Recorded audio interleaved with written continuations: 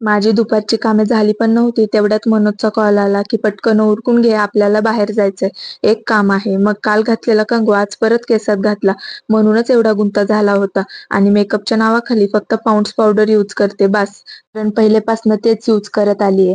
आणि मग सगळेजण आवरून निघालो आणि हडपसरमध्येच काम होतं, मग ते केलं. आणि काहीतरी खाल्ल्या पिल्ल्याशिवाय तसंच घरी नेते वय मी त्यांना. मग कॅफेत गेलो आणि पहिली कोल्ड कॉफी घेतली. आणि आम्ही कुठं पण असो एकसारखं काहीच घेणार नाही. नेहमी त्यांची चॉईस वेगळी आणि माझी चॉईस वेगळी असते. मला पिझ्झा खायचा होता आणि त्यांना बर्गर. आणि ह्या दोघांमधलं एकच खायचं होतं, कारण पोटात एवढी जागा नव्हती. मग माझ्याच आवडीचं मागवलं आणि खाऊन घराकडे निघालो. आणि येताना स्वीट कॉर्न आणि मोसंबी घेतली. आणि आज ना शेजारी सत्यनारायणची पूजा होती. मग तिथे गेलो, देवाच्या पाया पडलो. आणि महत्वाचं म्हणजे हे प्रसाद, जे की मला खूप आवडतं.